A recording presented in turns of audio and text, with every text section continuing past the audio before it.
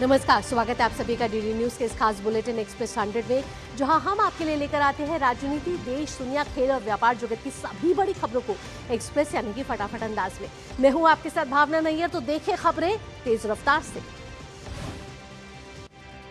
पश्चिम बंगाल में केंद्र सरकार की महत्वाकांक्षी आयुष्मान भारत प्रधानमंत्री जन आरोग्य योजना यानी कि PMJAY लागू होने जा रही है। इसके साथ ही पश्चिम बंगाल इस स्वास्थ्य योजना को अपनाने वाला देश का 36वां राज्य बन जाएगा। योजना को जमीन पर उतारने के लिए आज राष्ट्रीय स्वास्थ्य प्राधिकरण और पश्चिम बंगाल सरकार के बीच MOU पर हस्ताक्षर किए जाएंगे। इस समझौते के बाद राज्य के लाखों परिवारों को मुफ्त और कैशलेस इलाज की सुविधा मिलेगी। आयुष्मान भारत PMJAY पात्र लाभार्थियों को सेकेंडरी और टर्शरी देखभाल के लिए अस्पताल में भर्ती होने पर प्रति परिवार प्रति वर्ष 5 लाख तक का स्वास्थ्य कवर प्रदान करता है। लोकसभा अध्यक्ष ओम बिरला चंडीगढ़ में कॉमनवेल्थ पार्लियामेंट्री एसोसिएशन के 3 दिन के जोन 2 सम्मेलन का उद्घाटन करेंगे। यह सम्मेलन हरियाणा विधानसभा द्वारा आयोजित किया जा रहा है। कॉमनवेल्थ पार्लियामेंट्री एसोसिएशन के 3 दिन के जोन 2 सम्मेलन में राज्यसभा के उपसभापति हरिवंश, हरियाणा के मुख्यमंत्री नायब सिंह सैनी, विधानसभा अध्यक्ष हरिवेंद्र कल्याण, देश के 15 विधानसभाओं के पीठासीन अधिकारी और विधानसभाओं के सदस्य शामिल होंगे। यूरोपीय संघ का उच्च स्तरीय प्रतिनिधिमंडल आज और कल असम के दौरे पर रहेगा। इस दौरान पूर्वोत्तर भारत में व्यापार, निवेश, हरित ऊर्जा, सेमीकंडक्टर, स्वास्थ्य और कृषि क्षेत्र में सहयोग के नए अवसर तलाशे जाएंगे।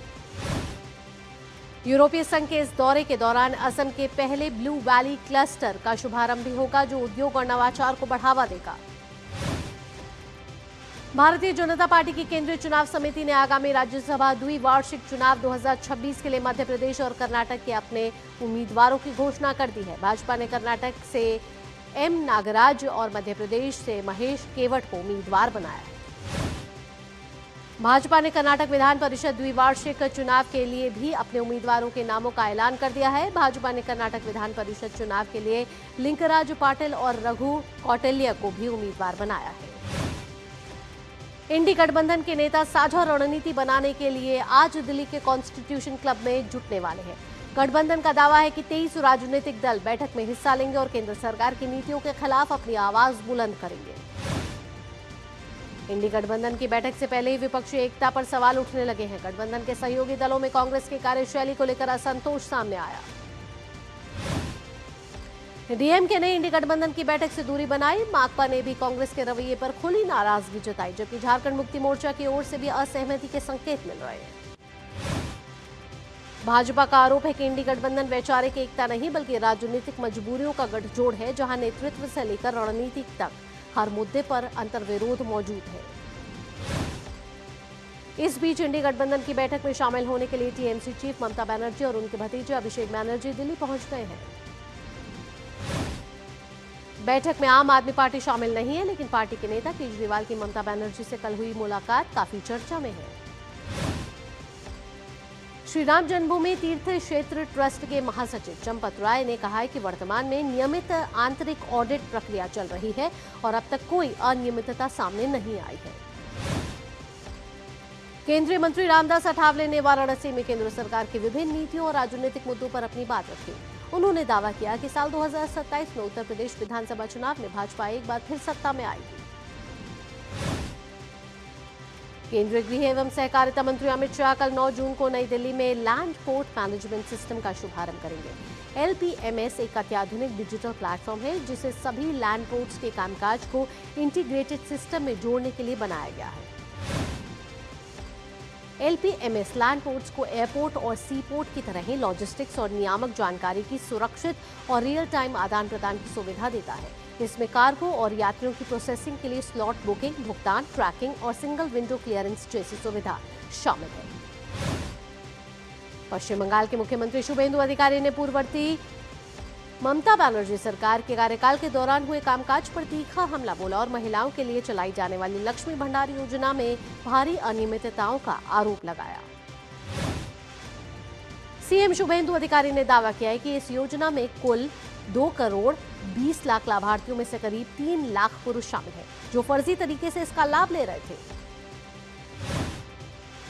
पश्चिम बंगाल सरकार की डिपोर्टेशन नीति लागू होने के बाद अब तक 4,800 बांग्लादेशी घुसपैठियों को बांग्लादेश भेज दिया गया है। राज्य सरकार के मुताबिक वर्तमान में सभी होल्डिंग सेंटरों में अभी भी 836 बांग्लादेशी घुसपैठे मौजूद हैं। पश्चिम बंगाल के मुख्यमंत्री शुभेंदु अधिकारी ने पार्टी कार्यकर्ताओं के प्रशिक्षण शिविर में बताया कि राज्य में घुसपैठ पर अंकुश लगाने के लिए भारत बांग्लादेश सीमा के 556 किलोमीटर लंबे क्षेत्र में से 100 किलोमीटर हिस्से में बाड़ लगाने के लिए भूमि हस्तांतरण का काम पूरा कर लिया गया है। बीजेपी प्रवक्ता शहजाद पूनावाला ने तेलंगाना के मुख्यमंत्री रेवंत रेड्डी पर जमकर निशाना साधा। पूनावाला ने कहा कि रेवंत रेड्डी के काम में दिख रहा है कि वो हिटलर की राह पर चलते हैं और आज भी उनकी मानसिकता इमरजेंसी वाली है। तेलंगाना के मुख्यमंत्री रेवंत रेड्डी के एक बयान में कथित तौर पर स्वीकार किया था कि हैदराबाद आपदा प्रतिक्रिया और संपत्ति संरक्षण प्राधिकरण के गठन के पीछे उन्हें जर्मनी के तानाशाह एडोल्फ हिटलर से प्रेरणा मिली। राष्ट्रीय परीक्षा एजेंसी यानी कि एनटीए ने भी 21 मई को होने वाली नीट यूजी 2026 की पुनः परीक्षा के लिए केंद्रों की सूचना जारी कर दी है। पुनः परीक्षा दोपहर 2 बजे से शाम 5:15 बजे तक भारत के 551 शहरों और विदेशों के 14 शहरों में पेन और पेपर मोड में आयोजित की जाएगी। परीक्षा 21 जून को होगी। एनटीए ने उम्मीदवारों से परीक्षा और एडमिट कार्ड जारी होने से संबंधित नई घोषणाओं के लिए अपनी आधिकारिक वेबसाइटों पर अपडेट रहने को कहा है। उत्तर प्रदेश पुलिस कांस्टेबल भर्ती परीक्षा आज से राज्य के सभी 75 जिलों में आयोजित की जा रही है। ये परीक्षा 3 दिन तक आयोजित की जाएगी, यानी कि 8, 9 और 10 जून को 2 पालियों में ये परीक्षा होगी। भर्ती प्रक्रिया के लिए कुल 32,679 पदों के लिए 28,86,797 अभ्यर्थियों ने आवेदन किया है। इस परीक्षा के लिए प्रदेश भर में 1,183 परीक्षा केंद्र बनाए गए हैं। उत्तर प्रदेश पुलिस कांस्टेबल भर्ती परीक्षा में 28 लाख से ज्यादा अभ्यर्थी भाग लेंगे। परीक्षा में उत्तर प्रदेश के अलावा देश के अन्य राज्यों के परीक्षार्थी भी शामिल हो रहे हैं। सीएम योगी आदित्यनाथ ने उत्तर प्रदेश पुलिस भर्ती परीक्षा को लेकर अभ्यर्थियों के हित में बड़ा फैसला लिया और भर्ती परीक्षा के लिए यात्रा करने वाले अभ्यर्थियों को बसों में 50% छूट का ऐलान किया। मुख्यमंत्री योगी आदित्यनाथ ने यूपी पुलिस भर्ती परीक्षा के अभ्यर्थियों को शुभकामनाएं देते हुए एक्स पर संदेश में कहा कि उत्तर प्रदेश सरकार ने निष्पक्ष और पारदर्शी परीक्षा आयोजन के लिए सभी आवश्यक व्यवस्थाएं सुनिश्चित की है। भारतीय रेल में कर्मचारियों के सुझावों को गंभीरता से लेते हुए उन्हें तेजी से अमल में लाया जा रहा है। कर्मचारियों की मांग पर स्टाफ कैंटीन में कई नई सुविधाएं शुरू की गई हैं। रेल मंत्री अश्विनी वैष्णव ने हाल ही में नई दिल्ली के शकूर बस्ती स्थित उत्तर रेलवे ट्रेन सेट डिपो में कर्मचारियों के साथ संवाद कर उनकी समस्याओं और सुझावों को सुना था और 7 दिनों के भीतर समाधान का निर्देश दिया था। रेल मंत्री अश्विनी वैष्णव के निर्देश पर त्वरित कार्रवाई करते हुए उत्तर रेलवे ने कर्मचारियों द्वारा उठाए गए प्रमुख मुद्दों का समाधान मात्र 24 घंटे के भीतर कर दिया। उत्तर प्रदेश में संभल के ग्राम कसेरुआ में स्थित एक मस्जिद में स्थित कथित रूप से आपत्तिजनक सामग्री मिलने के बाद पुलिस ने 8 लोगों के खिलाफ मुकदमा दर्ज किया है। पुलिस के अनुसार मस्जिद के अंदर 49 पोस्टर बरामद किए गए जिन पर आई लव मोहम्मद लिखा हुआ था। एक ऐसा झंडा भी मिला जो पहली नजर में पाकिस्तानी झंडे जैसा प्रतीत हो रहा है। पुलिस ने मौके पर पहुंचकर सामग्री को कब्जे में लिया और जांच शुरू कर दी। प्रशासन ने लोगों से अफवाहों पर ध्यान न देने और कानून व्यवस्था बनाए रखने में सहयोग करने की अपील की। भारत के पूर्वोत्तर के राज्यों में कल रात को भूकंप के झटके महसूस किए गए। भूकंप का केंद्र भूटान था, जहां भूकंप की तीव्रता करीब 5.8 मापी गई। कल रात आए भूकंप का असर भारत में ईटानगर तक रहा। भूकंप के झटकों के बाद लोग अपने घरों से बाहर निकलते हुए नजर आए। दक्षिण पश्चिम मानसून पश्चिम मध्य और उत्तर पूर्व बंगाल की खाड़ी के कुछ और क्षेत्रों में आगे बढ़ रहा है। मानसून की इस रफ्तार ने उत्तर पश्चिम बंगाल की खाड़ी के कुछ और हिस्सों के साथ पूर्वोत्तर भारत के नागालैंड, मणिपुर और मिजोरम में अपनी दस्तक दे दी है। त्रिपुरा, असम और अरुणाचल प्रदेश के कुछ इलाकों में भी मानसून की बारिश ने मौसम को सुहावना बना दिया है। मौसम विभाग ने तटीय और आंतरिक कर्नाटक, केरल, माहे, उप हिमालय, पश्चिम बंगाल और सिक्किम में अगले कुछ दिनों तक भारी वर्षा का अनुमान व्यक्त किया है। हिमाचल प्रदेश, जम्मू कश्मीर, लद्दाख और उत्तराखंड में अगले 4 से 5 दिनों तक मौसम का मिजाज बदला रहेगा और यहां गरज चमक के साथ बारिश होने के आसार हैं। महाराष्ट्र के रत्नागिरी और सिंधुदुर्ग जिलों के कुछ हिस्सों में मानसून की पहली बारिश शुरू हो गई है। मौसम विभाग ने चेतावनी जारी करते हुए कहा कि मंगलवार तक रत्नागिरी और सिंधुदुर्ग जिले के कुछ हिस्सों में अत्यंत तेज बारिश हो सकती है। किसानों के लिए सरकारी योजनाओं की जानकारी हासिल करना पहले से कहीं अधिक आसान हुआ। केंद्र सरकार के एआई आधारित प्लेटफॉर्म भारत विस्तार के जरिए मौसम, फसल बीमा, मंडी भाव और सरकारी योजनाओं से जुड़ी जानकारी एक ही जगह उपलब्ध होती है। भारत विस्तार प्लेटफॉर्म एग्री स्टैक और भारतीय कृषि अनुसंधान परिषद के वैज्ञानिक कृषि पैकेज को एआई प्रणाली से जोड़ता है। साथ ही पात्रता जांच, आवेदन, लाभ की स्थिति और शिकायत निवारण की सुविधा भी देता है। सूचना, शिक्षा और जन जागरण के क्षेत्र में महत्वपूर्ण भूमिका निभाने वाले भारतीय रेडियो के इतिहास में आज का दिन बेहद खास है। साल 1936 में इसी दिन इंडियन स्टेट ब्रॉडकास्टिंग सर्विस का नाम बदलकर ऑल इंडिया रेडियो रखा गया था। आज देश भर में कालाष्टमी का पर्व श्रद्धा और भक्ति के साथ मनाया जा रहा है। यह दिन भगवान काल भैरव को समर्पित माना जाता है, जिन्हें भगवान शिव का रौद्र स्वरूप और धर्म की रक्षा करने वाला देवता कहा जाता है। केंद्रीय मंत्री डॉक्टर जितेंद्र सिंह ने कहा कि भारत का इनोवेशन इकोसिस्टम तेजी से विस्तार कर रहा है और अंतरिक्ष स्टार्टअप्स की संख्या बढ़कर करीब 400 हुई। जितेंद्र सिंह ने बताया कि भारत की अंतरिक्ष अर्थव्यवस्था वर्तमान में $9 अरब की है, जो अगले 7 से 8 सालों तक $45 अरब तक पहुंच सकती है। एक्सप्रेस 100 में वक्त हो चला एक छोटे से ब्रेक का। ब्रेक के बाद में रफ्तार भरी खबरों के सिलसिले को रखेंगे जारी। कहीं मत जाइएगा, देखते रहिए डीडी न्यूज।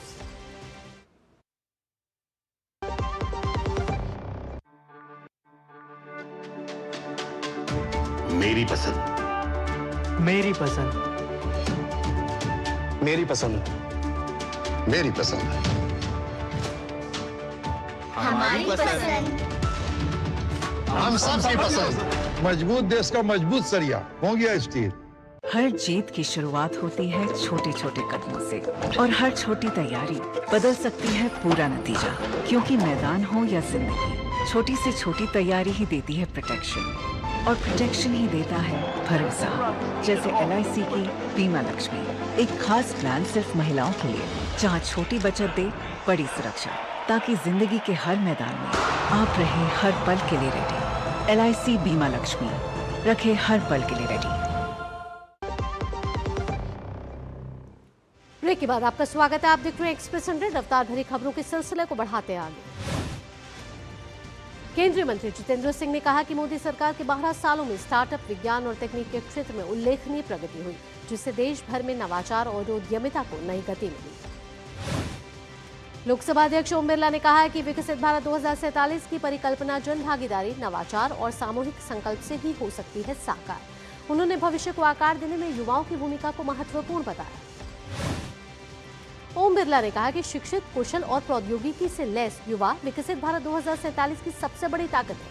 उन्होंने कहा कि युवाओं को रोजगार चाहने वालों की बजाय रोजगार सृजनकर्ता बनना चाहिए। हरियाणा के मुख्यमंत्री नायब सिंह सैनी ने कुरुक्षेत्र में आयोजित एक कृषि कार्यशाला में कहा कि राज्य सरकार पंचायतों के स्वामित्व वाली भूमि पर जैविक खेती को बढ़ावा देने के लिए अगले साल एक नीति तैयार करेगी।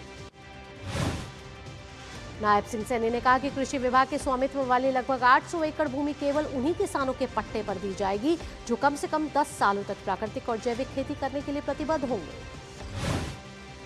झारखंड के आमों ने पहली बार अंतर्राष्ट्रीय बाजार में कदम रखा है। सिमडेगा जिले की महिला किसान उत्पादक कंपनी द्वारा उगाए गए 1.5 टन आम्रपाली आमों की पहली खेप यूनाइटेड किंगडम भेजी गई।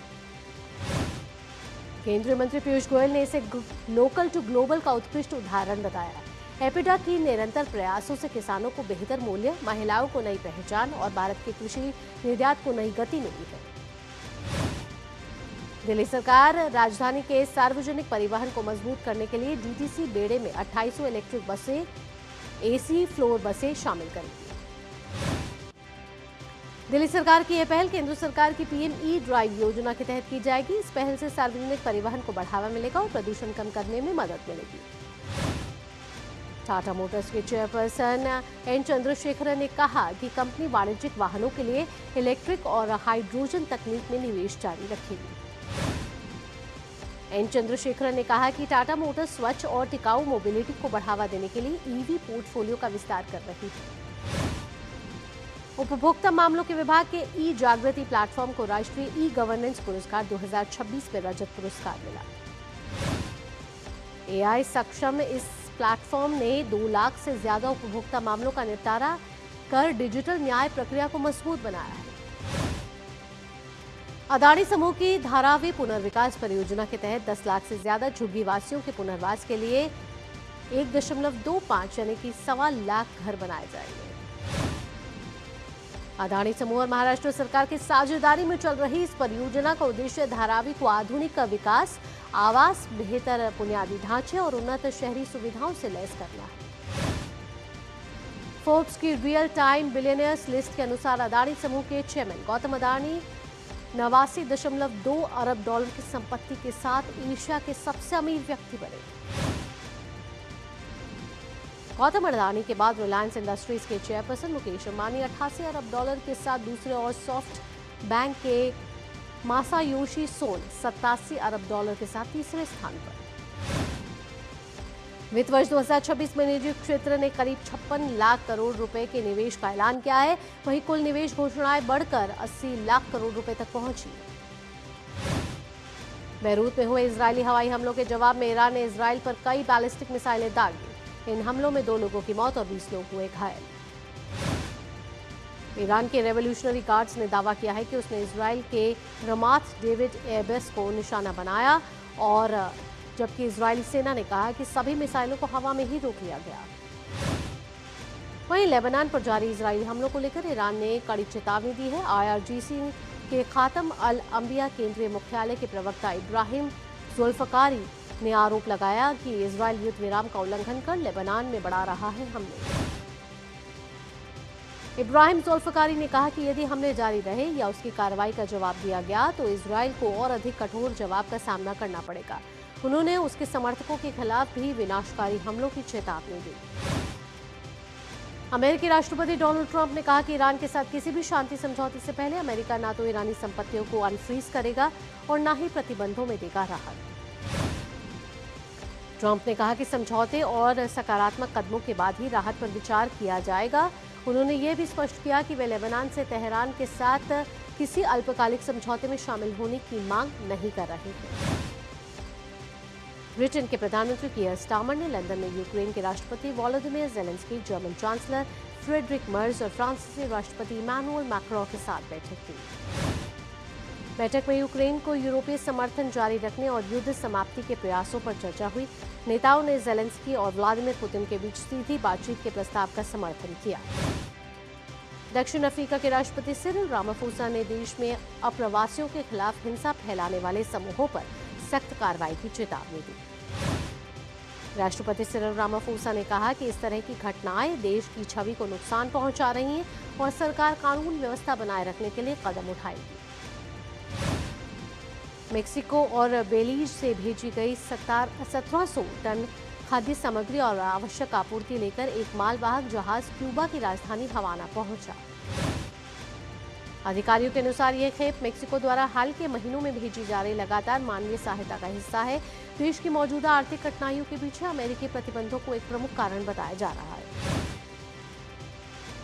न्यूयॉर्क के पेन स्टेशन पर हुए चाकू हमले में 5 लोग हुए घायल। घायलों में एक व्यक्ति गंभीर रूप से जख्मी बताया गया, जबकि अन्य को मामूली चोटें आई।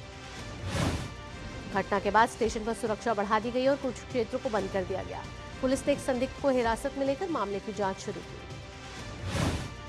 फिलीपींस के दक्षिणी तट के पास 7.8 तीव्रता का शक्तिशाली भूकंप आया। इस दौरान एक व्यक्ति की मौत और 4 लोगों के घायल होने की पुष्टि हुई। इस भूकंप से कई इमारतें ढह गईं, जबकि एक शॉपिंग सेंटर और स्थानीय स्कूल की इमारतें भी मलबे में तब्दील हो गई। भूकंप के इस भीषण झटके के तुरंत बाद फिलीपींस और उसके पड़ोसी देश इंडोनेशिया की भूगर्भीय एजेंसियों ने तटीय इलाकों के लिए सुनामी का अलर्ट किया जारी। जर्मनी के अलेक्जेंडर ज़्वेरेव ने जीता अपना पहला grand slam. French open final में फ्लावियो कोबोली को हराया। ज़्वेरेव ने 5 सेट तक चले कड़े मुकाबले में दर्ज की जीत। 3 ग्रैंड स्लैम फाइनल हारने के बाद जीता पहला ग्रैंड स्लैम। अंडर 18 हॉकी टीमों का वतन वापसी पर हुआ भव्य स्वागत। एशिया कप में पुरुष टीम ने स्वर्ण और महिला टीम ने जीता था कांस्य पदक। न्यू चंडीगढ़ टेस्ट के दूसरे दिन का खेल खत्म होने तक अफगानिस्तान ने पहली पारी में 5 विकेट के नुकसान पर 113 रन बनाए। रहमत शाह 43 रन बनाकर हुए नाबाद। भारतीय टीम ने अपनी पहली पारी 8 विकेट पर पहुंच 564 रन बनाकर घोषित की। कप्तान शुभमन गिल ने 126 रन बनाए, वहीं ऋषभ पंत 81 रन बनाकर हुए out. Ulaanbaatar open ranking series tournament में भारतीय पहलवानों ने कुल 16 पदक जीते, इनमें 8 स्वर्ण पदक रहे शामिल। राष्ट्रीय रिकॉर्डधारी धावक अनिमेश कुजूर ने new Taipei city athletics open में 200 मीटर दौड़ में हासिल किया दूसरा स्थान, अपने करियर का चौथा सर्वश्रेष्ठ प्रदर्शन किया। इंग्लैंड ने न्यूजीलैंड के खिलाफ 3 मैच की टेस्ट सीरीज का पहला मैच 115 रन से जीता। जीत के साथ इंग्लैंड ने 3 टेस्ट मैच की सीरीज में 1-0 की बढ़त बनाई। डेनमार्क के फुटबॉलर क्रिस्टियन एरिक्सन यूक्रेन के खिलाफ दोस्ताना मुकाबले के दौरान बेहोश हुए। डैनिश फुटबॉल संघ के मुताबिक अब होश में है एरिक्सन। आर्सेनल के मिडफील्डर डैक्लन राइस फुटबॉल विश्व कप में होंगे इंग्लैंड के उप कप्तान। राइस ने इंग्लैंड के लिए 72 मैच खेले। फेन्यूर्ड के मैनेजर रॉबिन वैन पर्सी को पद से हटाया गया। वैन पर्सी सिर्फ 16 महीने रहे पद पर। 7 बार के मोटोजीपी चैंपियन मार्क मार्केज ने दर्ज की अपने करियर की 100वीं जीत। हंगेरियन ग्रैंड प्री में पेड्रो एकोस्टा को दी मात। आज फ्रांस और उत्तरी आयरलैंड के बीच खेला जाएगा दोस्ताना फुटबॉल मैच। फ्रांस की टीम बुधवार को विश्व कप के लिए रवाना होगी। ईरान की राष्ट्रीय फुटबॉल टीम विश्व कप के मुकाबलों में हिस्सा लेने के लिए मेक्सिको पहुंची। टीम 3 हफ्ते से तुर्की में कर रही थी अभ्यास। और फ्रेंच ओपन चैंपियन मिरा आंद्रीवा ने अपनी ट्रॉफी पेरिस में प्रशंसकों को दिखाई। मिरा ने फ्रेंच ओपन फाइनल जीतकर अपना पहला ग्रैंड स्लैम जीतने में पाई थी कामयाबी। और इसी के साथ एक्सप्रेस 100 में फिलहाल इतना ही। देश और दुनिया की बाकी खबरों के लिए आप जुड़े रहिए डीडी न्यूज के साथ। दीजिए अनुमति, नमस्कार।